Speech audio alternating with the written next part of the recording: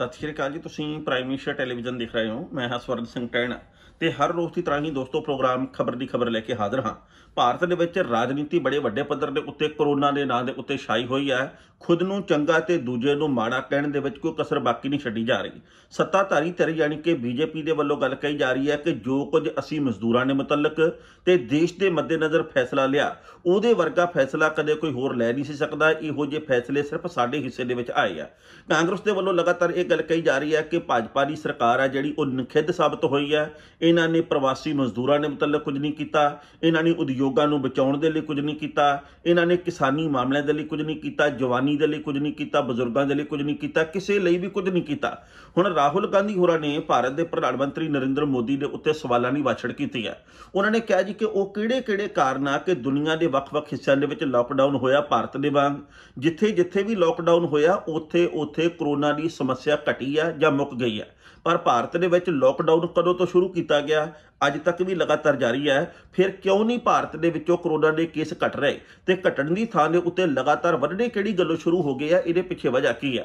नाल ही राहुल गांधी होरां ने यह भी सवाल किया कि की तुहाडे लॉकडाउन के नियमां दे विच प्रोसैस दे विच प्रक्रिया दे विच कोई कमी पेशी तो नहीं सी। तुसीं काले कदमी जो भी फैसले करदे हो, भावें नोटबंदी की गल करिए, भावें GST की गल करिए, भावें धारा 370 हटाउण की गल करिए, भावें कई होर मसले भी है, उहदे वांग किते काले कदमी चुके गए इस कदम के करके लोगों का नुकसान अज वध तां नहीं हो रहा। सो राहुल गांधी ने प्रवासी मजदूरों के मुतलक भी सवाल किए हैं, सेहत प्रणाली के मुतलक भी तो बाकी होर मसलों के उत्ते भी। इन्हां सवालों का उत्तर मिलना या नहीं मिलना ये वखरियां गल्लां, पर भारत दे विच नियम किहो जिहे आ उहदे उत्ते भी हैरानी हुंदी है। जदों पहले दिन यानी कि 25 तरीक नूं डोमैसटिक फ्लाइट्स जिहड़ियां ओह शुरू होईयां तां भारत के एक केंद्रीय मंत्री सदानंद गौड़ा ने जिहड़े उन्होंने दिल्ली तो बंगलौर तक की हवाई यात्रा की है। आम तौर के उत्ते ये गल कही गई है तो नियमां दे विच भी गल शामिल की गई है कि एक शहर तो दूजे शहर तक जेकर तुसीं भारत दे विच हवाई सफ़र करदे हो तां जिथे तुसीं उतरदे हो उत्थे जाके आइसोलेट होना, तुसीं एकांतवास दे विच जाना। पर जदों पत्रकारां ने सदानंद गौड़ा नूं बंगलौर दे विच पुछया भी तुहाडे उत्ते नहीं नियम लागू हुंदा, ओह कहंदे जी मैं मंत्री हाँ, मेरे उत्ते बहुत सारियां जिम्मेवारियां, जे मैं भी कमरे दे विच बंद होकर बह गया फिर काम किवें चलूगा, मेरा विभाग तां सुन्ना हो जाना। यानी कि लोकां वास्ते नियम होर है ते मंत्री साहिबान वास्ते नियम होर है। हुण पता लगा कि कुछ कुछ लोकां नूं छोटा नित्तियां गईयां इस मामले दे विच ते उन्हां छोटा दे विच नेतागण भी शामिल है। पर जेकर असीं गल करदे हां राजनीति तो परे हो के ते इस वक्त कोरोना के कहर दी कल्ले दी तां भारत दे विच 1.5 लाख के करीब इस वक्त कोरोना पीड़ितां की गिणती हो चुकी है।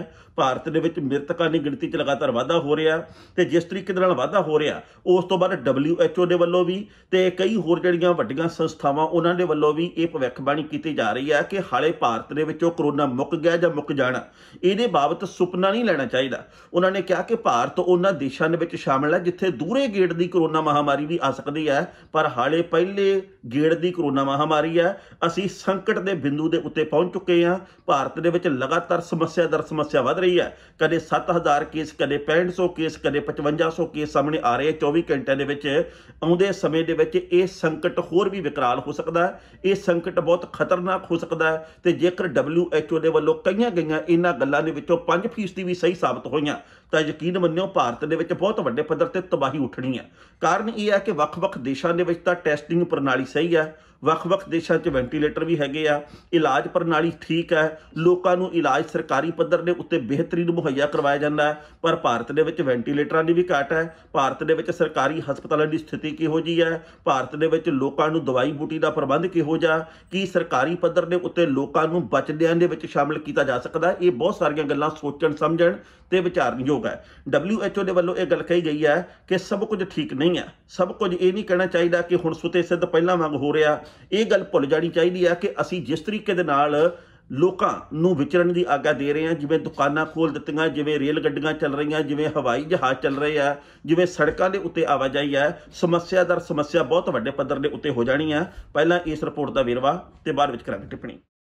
भारत के विच कोरोना का अंकड़ा 1.5 लाख के नेड़े पहुंच चुकिया ते 5 सूबों के विच नवे केस सामने आउण करके ये अंकड़ा वध चुकिया। ये जिहड़े 5 सूबे ने इन्हां दे विच एक तो दूजी थां दे उत्ते पहुंचे हुए मजदूर ने जिहड़े कि रेल गड्डियां जां बसां दे राहीं पहुंचे ने। उन्हां दे विचों मध्य प्रदेश ते महाराष्ट्र दे विच वड्डी गिणती दे विच केस नवे सामने आए ने। विश्व सेहत संगठन ने चेतावनी दित्ती है कि जिहड़े मुल्क लॉकडाउन हटाउण दी जल्दी कर रहे ने उन्हां नूं कोरोना वायरस की पहली लहर दौरान ही केसां दे मुड़ तो सिखर दे उत्ते जाण दा सामना करना पै सकदा है। ਉਹਨਾਂ ਕਿਹਾ ਕਿ ਬ੍ਰਾਜ਼ੀਲ ਤੇ ਭਾਰਤ ਵਰਗੇ ਮੁਲਕਾਂ ਵਿੱਚ ਅਜੇ ਵੀ ਕੋਰੋਨਾ ਦੇ ਮਾਮਲੇ ਲਗਾਤਾਰ ਵਧ ਰਹੇ ਨੇ। WHO ਦੇ ਹੰਗਾਮੀ ਹਾਲਾਤ ਬਾਰੇ ਮੁਖੀ ਮਾਈਕ ਰਿਆਨ ਨੇ ਕਿਹਾ, ਅਸੀਂ ਅਜੇ ਕੋਰੋਨਾ ਦੀ ਦੂਜੀ ਲਹਿਰ ਦੇ ਵਿੱਚ ਦਾਖਲ ਨਹੀਂ ਹੋਏ। ਦੁਨੀਆ ਇਸ ਸਮੇਂ ਮਹਾਮਾਰੀ ਦੀ ਪਹਿਲੀ ਲਹਿਰ ਦੇ ਮੱਧ ਦੇ ਵਿੱਚੋਂ ਨਿਕਲ ਰਹੀ ਹੈ। ਇਹ ਬਿਮਾਰੀ ਅਜੇ ਲਗਾਤਾਰ ਵਧ ਰਹੀ ਹੈ, ਇਸ ਲਈ ਮੁਲਕਾਂ ਨੂੰ ਚੌਕਸ ਰਹਿਣਾ ਚਾਹੀਦਾ ਕਿਉਂਕਿ ਕੋਰੋਨਾ ਵਾਇਰਸ ਦੇ ਕੇਸਾਂ ਵਿੱਚ ਕਿਸੇ ਸਮੇਂ ਵੀ ਮੁੜ ਉਛਾਲ ਆ ਸਕਦਾ ਹੈ। ਉਹਨਾਂ ਨੇ ਕਿਹਾ ਕਿ ਅਜਿਹੇ ਅਨੁਮਾਨ ਨਹੀਂ ਲਾਏ ਜਾ ਸਕਦੇ ਕਿ ਕੋਰੋਨਾ ਦੇ ਕੇਸ ਘਟ ਰਹੇ ਹਨ ਤਾਂ ਇਹ ਲਗਾਤਾਰ ਘਟਦੇ ਹੀ ਜਾਣਗੇ। ਉਹਨਾਂ ਨੇ ਕਿਹਾ ਕਿ ਜਦੋਂ ਕਿਸੇ ਮੁਲਕ ਦੇ ਵਿੱਚ ਕੇਸ ਘਟਦੇ ਨੇ ਤਾਂ ਉਸ ਸਮੇਂ ਮਰੀਜ਼ਾਂ ਨੂੰ ਸੰਪਰਕ ਲੱਭਣ ਲਈ ਵਰਤਣਾ ਚਾਹੀਦਾ ਹੈ। ਮਾਹਿਰਾਂ ਦਾ ਮੰਨਣਾ ਹੈ ਕਿ ਜੇਕਰ ਸਮਾਜਿਕ ਦੂਰੀ ਦੇ ਨਿਯਮਾਂ ਦੇ ਵਿੱਚ ਰਾਹਤ ਦਿੱਤੀ ਗਈ ਤਾਂ ਇਹ ਮਹਾਮਾਰੀ ਜ਼ਿਆਦਾ ਪੈਰ ਪਸਾਰ ਸਕਦੀ ਹੈ। ਜ਼ਿਕਰਯੋਗ ਹੈ ਕਿ ਪਾਬੰਦੀਆਂ ਤੋਂ ਰਾਹਤ ਦੇਣ ਵਾਲੇ ਮੁਲਕਾਂ ਨੂੰ ਆਲਮੀ ਸਿਹਤ ਸੰਸਥਾ ਵੱਲੋਂ ਲੰਮੇ ਸਮੇਂ ਚੌਕਸ ਕੀਤਾ ਜਾ ਰਿਹਾ ਹੈ। ਇੱਥੇ ਇਹ ਵੀ ਦੱਸਣਾ ਬਣਦਾ ਹੈ ਕਿ ਕੇਂਦਰੀ ਗ੍ਰਹਿ ਵਿਭਾਗ ਨੇ ਸੂਬਿਆਂ ਤੇ ਯੂਟੀਜ਼ ਨੂੰ ਹੁਕਮ ਦਿੱਤੇ ਨੇ ਕਿ ਸਰਕਾਰ ਨੇ ਵਿਦੇਸ਼ਾਂ ਤੋਂ ਪਰਤੇ ਨਾਗਰਿਕਾਂ ਲਈ 14 ਦਿਨਾਂ ਇਕਾਂਤਵਾਸ ਘਟਾ ਕੇ 7 ਦਿਨ ਦਾ ਕਰ ਦਿੱਤਾ ਹੈ। ਇਸ ਲਈ ਜੇ ਲੋਕ ਹੋਟਲਾਂ ਨੂੰ 14 ਦਿਨ ਲਈ ਭੁਗਤਾਨ ਕਰ ਚੁੱਕੇ ਨੇ ਤਾਂ ਉਹਨਾਂ ਨੂੰ ਬਕਾਇਆ ਰਕਮ ਦੀ ਵਾਪਸੀ ਯਕੀਨੀ ਬਣਾਈ ਜਾਵੇ। ਕੇਂਦਰੀ ਗ੍ਰਹਿ ਸਕੱਤਰ ਅਜੇ ਭੱਲਾ ਨੇ ਕਿਹਾ ਕਿ ਕੇਂਦਰੀ ਸਿਹਤ ਵਿਭਾਗ ਨੇ ਵੰਦੇ ਭਾਰਤ ਮਿਸ਼ਨ ਤਹਿਤ ਵਿਦੇਸ਼ਾਂ ਤੋਂ ਭਾਰਤ ਲਿਆਂਦੇ ਨਾਗਰਿਕਾਂ ਵਾਸਤੇ ਨਵੇਂ ਨਿਯਮ ਜਾਰੀ ਕਰ ਦਿੱਤੇ ਨੇ। ਇਸ ਖਬਰ ਦੇ ਉੱਤੇ ਟਿੱਪਣੀ ਕਰਦਿਆਂ ਦੋਸਤੋ, ਪਹਿਲੀ ਗੱਲ ਤਾਂ ਅਸੀਂ ਕਹਾਂਗੇ ਭਾਰਤ ਦੇ ਪ੍ਰਧਾਨ ਮੰਤਰੀ ਸਾਹਿਬ ਇਹ ਗੱਲ ਕਹਿੰਦੇ ਨੇ ਕਿ ਅਸੀਂ ਕੋਰੋਨਾ ਦੇ ਉੱਤੇ ਕਾਫੀ ਹੱਦ ਤੱਕ ਕਾਬੂ ਪਾ ਲਿਆ। ਭਾਰਤ ਦੇ ਸਿਹਤ ਵਿਭਾਗ ਦੇ ਮੰਤਰੀ ਡਾਕਟਰ ਹਰਸ਼ਵਰਧਨ ਵੀ ਵਾਰ-ਵਾਰ ਇਹ ਗੱਲ ਕਹਿੰਦੇ ਆ ਕਿ ਅਸੀਂ ਕੋਰੋਨਾ ਦੀ ਸੰਘੀ ਨੱਪ ਲਈ ਆ। ਉਹਨਾਂ ਦੇ ਵੱਲੋਂ ਇਹ ਗੱਲ ਕਹੀ ਜਾ ਰਹੀ ਹੈ ਕਿ ਜ਼ਿੰਦਗੀ ਹੁਣ ਪਹਿਲਾਂ ਵਾਂਗ ਲੀਹ ਦੇ ਉੱਤੇ ਆ ਰਹੀ ਹੈ, ਪਰ ਲੋਕ ਆਪਣੀ ਜ਼ਿੰਮੇਵਾਰੀ ਵੀ ਨਿਭਾਉਣ, ਲੋਕ ਸੋਸ਼ਲ ਡਿਸਟੈਂਸਿੰਗ ਦਾ ਪਾਲਣ ਕਰਨ। ਪਰ ਆਪਾਂ ਜਾਣਦੇ ਕਿ ਭਾਰਤ ਦੇ ਵਿੱਚ ਕਈ ਹੋਈ ਗੱਲ ਦੇ ਉੱਤੇ ਅਮਲ ਕਰਨ ਵਾਲੇ ਲੋਕ ਕਿੰਨੇ ਕੁ ਫੀਸਦੀ ਆ।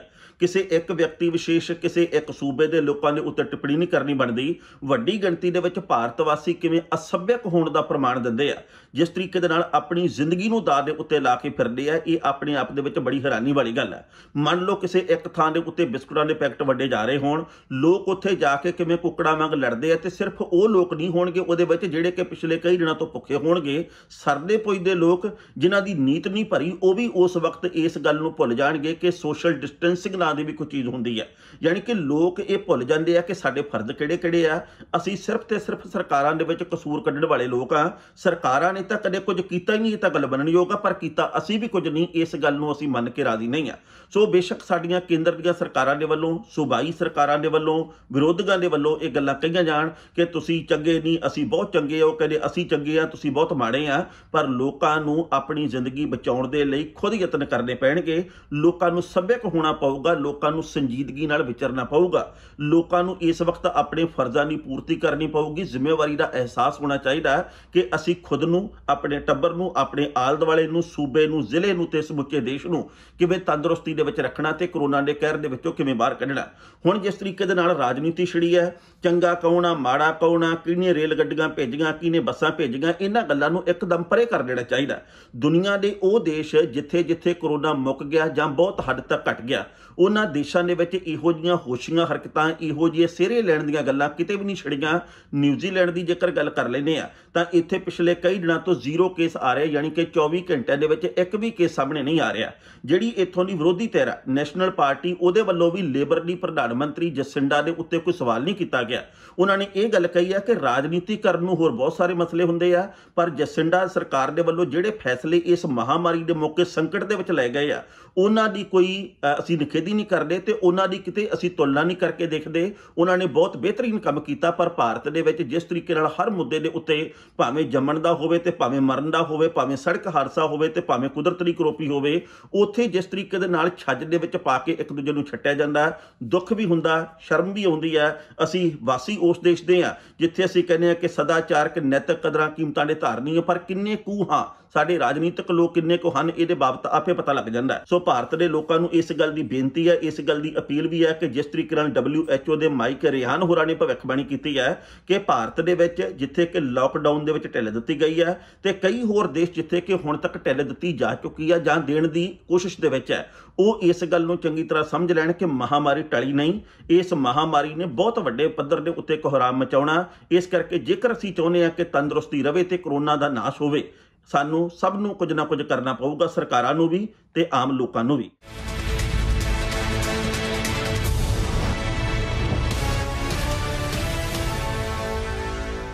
ਮਾਣਯੋਗ ਸੁਪਰੀਮ ਕੋਰਟ ਦੇ ਵੱਲੋਂ ਵੱਖ-ਵੱਖ ਸੂਬਿਆਂ ਦੀਆਂ ਸਰਕਾਰਾਂ ਨੂੰ ਝਾੜ ਪਾਈ ਗਈ ਹੈ।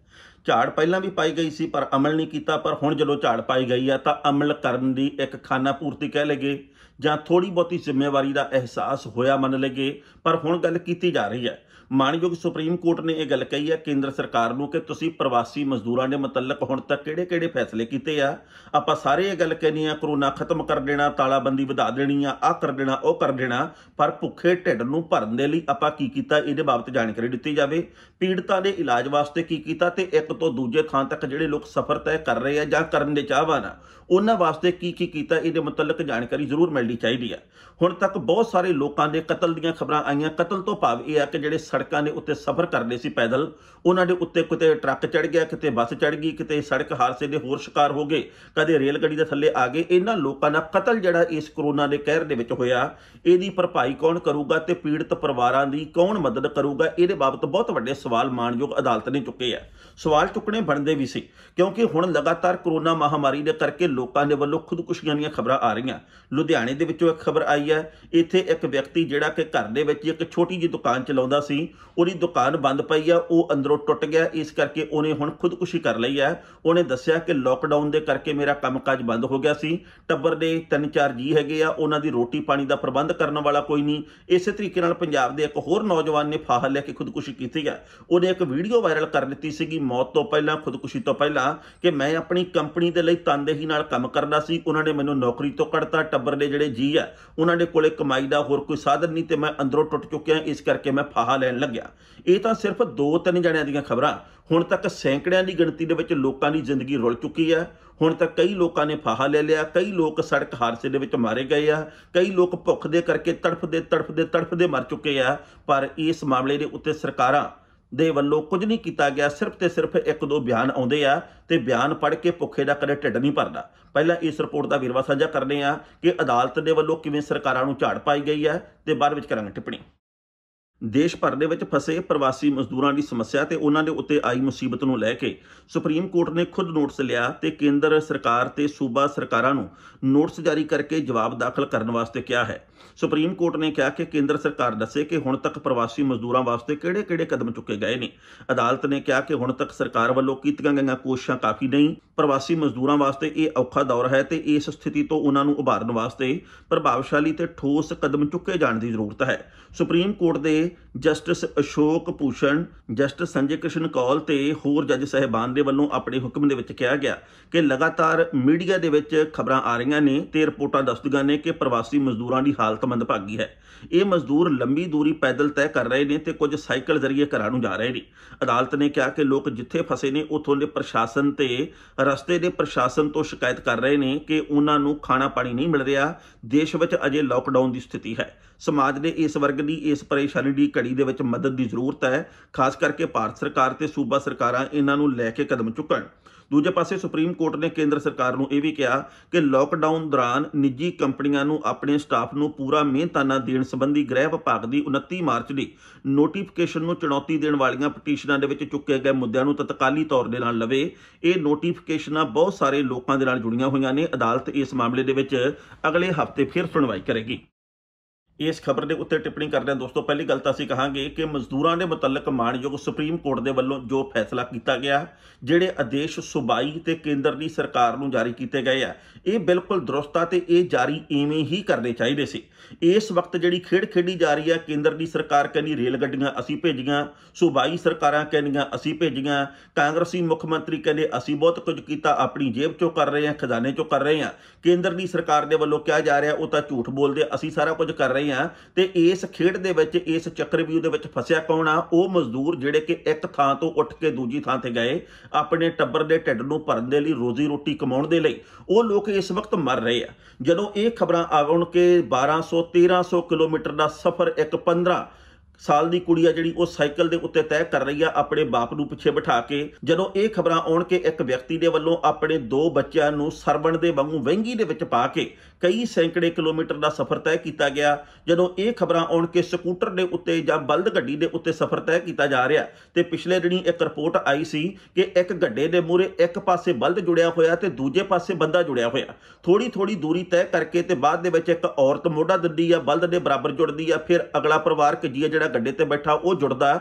ਇਹੋ ਜਿਹੇ ਹਾਲਾਤ ਜਦੋਂ ਭਾਰਤ ਦੇ ਵਿੱਚ ਬਣੇ ਹੋਣ ਤੇ ਅਸੀਂ ਕਹਿੰਦੇ ਹੋਈਏ ਕਿ ਇਹ ਡਿਜੀਟਲ ਭਾਰਤ ਹੈ, ਇੱਥੇ ਬੁਲਟ ਟ੍ਰੇਨ ਚੱਲਣੀ ਹੈ, ਇੱਥੇ ਕਮਾਲ ਹੋ ਚੁੱਕੀ ਹੈ, ਇੱਥੇ ਮੂਰਤੀ ਲਾਉਣ ਦੀ ਬੜੀ ਲੋੜ ਸੀ 3000 ਕਰੋੜ ਦੀ, ਉਦੋਂ ਸ਼ਰਮ ਜੀ ਆਉਂਦੀ ਹੈ ਇਸ ਗੱਲ ਦੀ ਕਿ ਮਨੁੱਖੀ ਲੋੜਾਂ ਪਹਿਲ ਦੇ ਆਧਾਰ ਦੇ ਉੱਤੇ ਕਿਹੜੀਆਂ ਤੇ ਗੱਲਾਂ ਕਿਹੋ ਜਿਹੀਆਂ ਕੀਤੀਆਂ ਜਾ ਰਹੀਆਂ। ਸਭ ਦੇ ਆਪੋ ਆਪਣੇ ਵਿਚਾਰ ਹੋ ਸਕਦੇ, ਪਰ ਲੋਕਾਂ ਨੂੰ ਬਚਾਉਣਾ ਪਹਿਲ ਪਲੱਕੜੀ ਜ਼ਿੰਮੇਵਾਰੀ ਹੋਣੀ ਚਾਹੀਦੀ ਹੈ। ਪਰ ਇਸ ਤੋਂ ਇਲਾਵਾ ਅਗਲੀ ਮਹੱਤਵਪੂਰਨ ਜਾਣਕਾਰੀ ਇਹ ਵੀ ਹੈ ਕਿ ਕੇਂਦਰ ਦੀ ਸਰਕਾਰ ਦੇ ਵੱਲੋਂ ਤਾਲਾਬੰਦੀ ਮੌਕੇ ਇਹ ਗੱਲ ਕਈ ਵਾਰ ਕਹਿ ਦਿੱਤੀ ਗਈ ਹੈ ਕਿ ਵੱਖ-ਵੱਖ ਫੈਕਟਰੀਆਂ, ਵੱਖ-ਵੱਖ ਦਫ਼ਤਰਾਂ ਦੇ ਲੋਕ ਆ ਜਿਹੜੇ ਇੰਪਲਾਇਰ ਨੇ, ਜਿਹੜੇ ਕਿ ਉਹਨਾਂ ਦੇ ਮਾਲਕ ਆ, ਉਹ ਕਾਮਿਆਂ ਨੂੰ ਕੰਮ ਤੋਂ ਨਾ ਹਟਾਉਣ। ਪਰ ਜੇਕਰ ਸਰਕਾਰਾਂ ਨੇ ਉਹਨਾਂ ਦੀ ਮਦਦ ਨਹੀਂ ਕਰਨੀ, ਜੇਕਰ ਤਿਲਫੁਲ ਉਹਨਾਂ ਦੇ ਵਿੱਚ ਯੋਗਦਾਨ ਨਹੀਂ ਪਾਉਣਾ ਉਹਨਾਂ ਦੇ ਕਾਰੋਬਾਰ ਨੂੰ ਉਭਾਰਨ ਦੇ ਲਈ, ਤਾਂ ਉਹ ਤਨਖਾਹਾਂ ਕਿਵੇਂ ਦੇ ਸਕਦੇ ਆ। ਵਿਦੇਸ਼ਾਂ ਦੇ ਵਿੱਚ ਸਰਕਾਰਾਂ ਦੇ ਵੱਲੋਂ ਜਿਸ ਤਰੀਕੇ ਦੇ ਨਾਲ ਲੋਕਾਂ ਦੇ ਕਾਰੋਬਾਰ ਬਚਾਉਣ ਦੇ ਲਈ ਤੇ ਬੇਰੁਜ਼ਗਾਰੀ ਨਾ ਆਵੇ ਉਹਦੇ ਲਈ ਖਾਤਿਆਂ ਦੇ ਵਿੱਚ ਪੈਸੇ ਪਾਏ ਗਏ ਆ। ਭਾਰਤ ਦੇ ਵਿੱਚ ਇਹੋ ਜਿਹਾ ਕੁਝ ਨਹੀਂ ਕੀਤਾ ਗਿਆ। ਸਿਰਫ ਤੇ ਸਿਰਫ ਰਾਇਆਂ ਦਿੱਤੀਆਂ ਗਈਆਂ ਕਿ ਤੁਹਾਨੂੰ ਕੰਮਾਂ ਬਾਹਰ ਨਹੀਂ ਕੱਢਣਾ ਚਾਹੀਦਾ, ਤੁਹਾਨੂੰ ਨੌਕਰੀ ਬਚਾ ਕੇ ਰੱਖਣੀ ਚਾਹੀਦੀ ਹੈ, ਤਨਖਾਹ ਪੂਰੀ ਦੇਣੀ ਚਾਹੀਦੀ ਹੈ। ਪਰ ਉਹ ਸਿਰਫ ਤੇ ਸਿਰਫ ਗੱਲਾਂ ਦੇ ਨਾਲ ਕਿਵੇਂ ਕੰਮਕਾਜ ਚਲਾ ਸਕਦੇ, ਸਵਾਲਾਂ ਦਾ ਸਵਾਲ ਇਹ ਵੀ ਹੈ। ਤਰੱਕੀ ਵਾਲੇ ਭਾਰਤ ਦੇ ਵਿੱਚ ਤੇ ਰੰਗਲੇ ਪੰਜਾਬ ਦੇ ਵਿੱਚ ਜਦੋਂ ਨਿਆਣੇ ਵਿਕਦੇ ਹੋਣ ਤੇ ਮਾਪੇ ਆਪਣੇ ਹੱਥੀਂ ਵੇਚਦੇ ਹੋਣ, ਉਦੋਂ ਪਤਾ ਲੱਗ ਜਾਂਦਾ ਕਿ ਤਰੱਕੀ ਦੀ ਪਰਿਭਾਸ਼ਾ ਕੀ ਕੱਢ ਲਈ ਗਈ ਆ। ਅਸੀਂ ਕਿੰਨੇ ਕੁ ਅਣਖੀ ਆ ਤੇ ਕਿੰਨੇ ਕੁ ਅਸੀਂ ਸੰਘਰਸ਼ ਦੇ ਨਾਲ ਮੱਥਾ ਲਾਉਣ ਵਾਲੇ ਆ ਤੇ ਸਾਡੀਆਂ ਲੋੜਾਂ ਕਿਹੋ ਜਿਹੀਆਂ ਤੇ ਉਹਨਾਂ ਲੋੜਾਂ ਦੀ ਪੂਰਤੀ ਹਾਲ ਦੀ ਘੜੀ ਹੁੰਦੀ ਆ ਕਿ ਨਹੀਂ ਹੁੰਦੀ। ਮਾਛੀਵਾੜਾ ਸਾਹਿਬ ਤੋਂ ਜਿਹੜੀ ਖਬਰ ਆਈ ਉਹ ਸੱਚੀ ਮੁੱਚੀ ਲੂ ਕੰਡਾ ਖੜਾ ਕਰਨ ਵਾਲੀ ਆ। ਇੱਥੇ ਇੱਕ ਬੱਚੇ ਨੂੰ ਉਹਨਾਂ ਲੋਕਾਂ ਨੂੰ ਵੇਚ ਦਿੱਤਾ ਗਿਆ ਜਾਂ ਅੱਗੇ ਗੋਦ ਦੇ ਦਿੱਤਾ ਗਿਆ 50,000 ਰੁਪਏ ਦੇ ਵਿੱਚ, ਜਿਹੜੇ ਲੋਕਾਂ ਦੇ ਪਿਛਲੇ 14 ਸਾਲ ਤੋਂ ਕੋਈ ਔਲਾਦ ਨਹੀਂ ਸੀ। ਇੱਕ ਗਰੀਬ ਪਰਿਵਾਰ ਆ ਜਿੱਥੇ ਕਿ ਇੱਕ ਬੱਚਾ ਪਹਿਲਾਂ ਵੀ ਆ, ਉਹਨਾਂ ਦੇ ਘਰ ਦੇ ਵਿੱਚ ਹੁਣ ਪੁੱਤ ਹੋਇਆ, ਬਾਅਦ ਦੇ ਵਿੱਚ ਇੱਕ ਵਿਚਾਲੇ ਵਿਚੋਲਾ ਪਾ ਕੇ ਤੇ ਫਿਰ ਕਿਸੇ ਨੂੰ ਜਾਣੀ ਕਿ ਜਿਹੜੇ ਬੇ ਔਲਾਦ ਸੀ ਉਹਨਾਂ ਨੂੰ ਪੁੱਤ ਦੇ ਦਿੱਤਾ ਗਿਆ, ਸਿਰਫ ਇਸ ਗੱਲ ਦੇ ਲਈ ਕਿ ਹਸਪਤਾਲ ਦਾ ਖਰਚਾ ਤੇ ਜਿਹੜੇ ਹੋਰ ਜਣੇਪੇ ਦੇ ਖਰਚੇ ਹੁੰਦੇ ਆ ਉਹ 50,000 ਰੁਪਇਆ ਬਣਦਾ ਤੇ 50,000 ਰੁਪਏ ਦੇ ਵਿੱਚੋਂ ਬੱਚਾ ਦੇਤਾ। ਪਰ ਉਸ ਤੋਂ ਬਾਅਦ ਰੌਲਾ ਪੈ ਗਿਆ, ਕੁਝ ਕੁ ਸਮੇਂ ਬਾਅਦ ਇਸ ਗੱਲ ਦਾ ਰੌਲਾ ਪੈ ਗਿਆ ਕਿਉਂਕਿ ਜਿਨ੍ਹਾਂ ਨੇ ਬੱਚਾ ਦਿੱਤਾ ਉਹਨਾਂ ਨੇ ਕਿਹਾ ਜੀ ਸਾਨੂੰ ਸਿਰਫ 20,000 ਰੁਪਇਆ ਮਿਲਿਆ।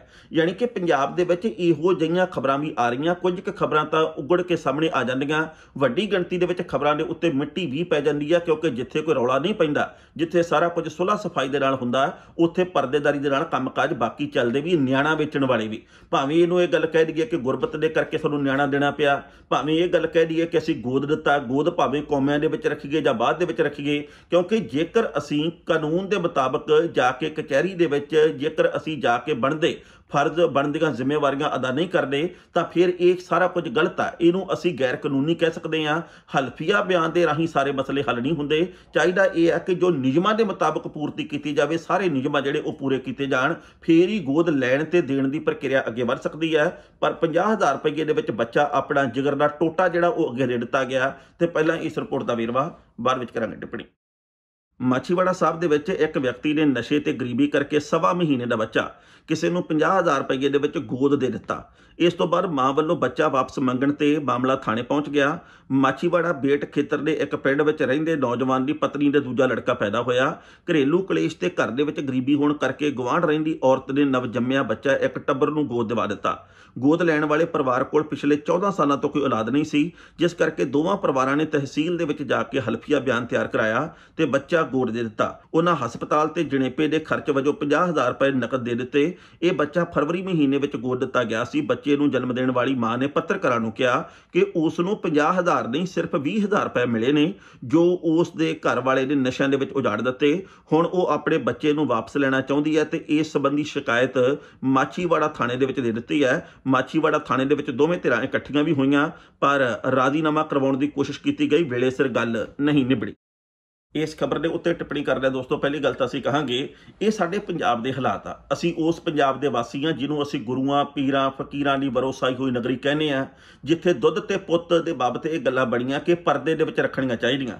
ਇੱਥੇ ਅੱਜ ਬੇਸ਼ੱਕ ਅਸੀਂ ਧੀ ਤੇ ਪੁੱਤ ਦੀ ਬਰਾਬਰਤਾ ਦੀ ਗੱਲ ਕਰਦੇ ਹਾਂ, ਪਰ ਧੀਆਂ ਦੇ ਨਾਲ ਕਿਹੋ ਜਿਹਾ ਵਿਹਾਰ ਹੁੰਦਾ ਤੇ ਗੁਰਬਤ ਮਾਰੇ ਲੋਕ ਆਪਣੇ ਜਿਗਰ ਦੇ ਟੋਟੇ ਵੇਚਣ ਵਾਸਤੇ ਕਿਵੇਂ ਮਜਬੂਰ ਆ। ਇਹਨਾਂ ਖਬਰਾਂ ਦੇ ਆਉਣ ਤੋਂ ਬਾਅਦ ਪੰਜਾਬ ਦੀ ਅਸਲ ਖੁਸ਼ਹਾਲੀ, ਪੰਜਾਬ ਦੇ ਵਿੱਚ ਕੀ ਕੀ ਕੁਝ ਅੰਦਰ ਖਾਤੇ ਚੱਲ ਰਿਹਾ, ਇਹਦੇ ਮੁਤਲਕ ਜਾਣਕਾਰੀ ਮਿਲ ਜਾਂਦੀ ਹੈ। ਹੁਣ ਮੈਨੂੰ ਇਸ ਗੱਲ ਦੇ ਉੱਤੇ ਬੇਹੱਦ ਹੈਰਾਨੀ ਹੋਈ ਹੈ ਕਿ ਇਸ ਬੱਚੇ ਦੀ ਮਾਂ ਦੇ ਵੱਲੋਂ ਕਿਹਾ ਗਿਆ ਕਿ ਸਾਨੂੰ 50,000 ਰੁਪਇਆ ਨਹੀਂ ਮਿਲਿਆ, ਸਾਨੂੰ ਸਗੋਂ 20,000 ਰੁਪਇਆ ਮਿਲਿਆ। ਮਤਲਬ ਕਹਿਣ ਦਾ ਇਹ ਹੈ ਕਿ ਜੇਕਰ 50,000 ਮਿਲਿਆ ਹੁੰਦਾ ਸ਼ਾਇਦ ਇਹ ਮਾਮਲਾ ਇਸ ਤਰੀਕੇ ਨਾਲ ਉੱਭਰ ਕੇ ਸਾਹਮਣੇ ਨਾ ਆਉਂਦਾ। ਇਉਂ ਜਾਪਦਾ ਪਹਿਲੀ ਨਜ਼ਰੇ ਵੀ ਇਹ ਮਾਮਲਾ 30,000 ਰੁਪਇਆ ਘੱਟ ਮਿਲਣ ਦਾ, ਇਹ ਮਾਮਲਾ ਬੱਚੇ ਨੂੰ ਅੱਗੇ ਵੇਚਣ ਦਾ ਨਹੀਂ ਹੈ। ਇਸ ਮਾਮਲੇ ਦੇ ਵਿੱਚ ਜੇਕਰ 50,000 ਦੀ ਥਾਂ ਦੇ ਉੱਤੇ 60 ਦੇ ਦਿੱਤਾ ਜਾਂਦਾ, 80 ਦੇ ਦਿੱਤਾ ਜਾਂਦਾ ਤਾਂ ਸ਼ਾਇਦ ਇੰਨਾ ਵੱਡਾ ਰੌਲਾ ਨਾ ਪੈਂਦਾ। ਹਾਲਾਂਕਿ ਆਪਾਂ ਇਸ ਗੱਲ ਨੂੰ ਮੰਨਦੇ ਆ ਕਿ ਬੱਚੇ ਦਾ ਲੈਣ ਦੇਣ ਕਰਨਾ ਇਦਾਂ ਉਹ ਕੋਈ ਪਸ਼ੂ ਪੰਛੀ ਨਹੀਂ ਆ ਵੀ ਆਪਾਂ ਕਿਸੇ ਦੇ ਵੀ ਝੋਲੀ ਦੇ ਵਿੱਚ ਪਾ ਦਿੱਤਾ, ਕਿਸੇ ਨੂੰ ਵੀ ਉਹਦਾ ਸੰਗਲ ਫੜਾ ਦਿੱਤਾ। ਪਰ ਪੰਜਾਬ ਦੇ ਵਿੱਚ ਇਦਾਂ ਵੀ ਮਿਲ ਮਿਲਾ ਕੇ ਚੱਲਦਾ। ਗੋਦ ਲੈਣ ਦੇਣ ਦੇ ਨਾਂ ਦੇ ਉੱਤੇ ਕਈ ਕੁਝ ਗਲਤ ਵੀ ਹੁੰਦਾ। ਸੋ ਆਉਂਦੇ ਦਿਨਾਂ ਦੇ ਵਿੱਚ ਪੁਲਿਸ ਦੇ ਵੱਲੋਂ ਇਸ ਮਾਮਲੇ ਤੇ ਕੀ ਤਫਤੀਸ਼ ਕੀਤੀ ਜਾਊ, ਕੀ ਪੜਤਾਲ ਕੀਤੀ ਜਾਊ, ਇਹ ਵਕਤ ਨੇ ਬਿਆਨ ਕਰਨਾ। ਪਰ ਇਸ ਤੋਂ ਪਹਿਲਾਂ ਵੀ ਬਹੁਤ ਸਾਰੀਆਂ ਖਬਰਾਂ ਬੱਚਿਆਂ ਦੇ ਲੈਣ ਦੇਣ ਦੇ ਪ੍ਰਤੀ, ਬੱਚਿਆਂ ਦੇ ਅੰਗਾਂ ਦੇ ਪ੍ਰਤੀ ਕਿ ਅੰਗਾਂ ਦਾ ਕਿਵੇਂ ਖਰੀਦੋ ਫਰੋਖਤ ਕੀਤੀ ਜਾਂਦੀ ਹੈ, ਇਹੋ ਜਿਹੀਆਂ ਸਾਹਮਣੇ ਆਈਆਂ। ਪਰ ਇੱਕ ਵਾਰ ਉਹ ਖਬਰਾਂ ਸਾਹਮਣੇ ਆਉਂਦੀਆਂ, ਪ੍ਰਸ਼ਾਸਨ ਚੌਕਸ ਹੁੰਦਾ, ਸਰਕਾਰ ਜਾਗਦੀ ਹੈ, ਉਸ ਤੋਂ 3 ਕੁ ਮਹੀਨਿਆਂ ਬਾਅਦ ਮਾਮਲਾ ਫੇਰ ਖੂਹ ਖਾਤੇ ਪੈ ਜਾਂਦਾ। ਇਸ ਮਾਮਲੇ ਦੇ ਵਿੱਚ ਕੀ ਨਵਾਂ ਮੋੜ ਆਊਗਾ, ਇਹਦੇ ਵੱਲ ਸਭ ਦੀ ਨਿਗਾਹ ਟਿਕੀ ਰਹਿਣੀ ਹੈ। ਖਬਰਾਂ ਦੋਸਤੋ ਕਈ ਹੋਰ ਵੀ ਸਨ, ਪਰ ਜੋ ਵਕਤ ਦੀ ਘਾਟ ਹੈ ਇਹ ਰੁਕਣ ਦਾ ਇਸ਼ਾਰਾ ਕਰ ਰਹੀ ਹੈ। ਕੱਲ ਨੂੰ ਇਸੇ ਵੇਲੇ ਖਬਰ ਦੀ ਖਬਰ ਪ੍ਰੋਗਰਾਮ ਲੈ ਕੇ ਮੁੜ ਹਾਜ਼ਰ ਹੋਵਾਂਗੇ। ਉਦੋਂ ਤੱਕ ਲਈ ਦਿਓ ਆਗਿਆ। ਬਹੁਤ ਬਹੁਤ ਮਿਹਰਬਾਨੀ।